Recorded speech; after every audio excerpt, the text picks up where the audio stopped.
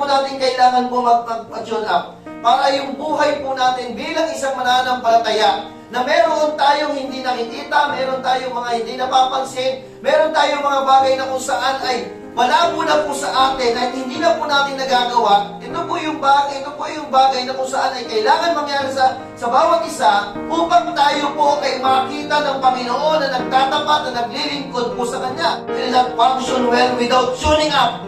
Yan po yun.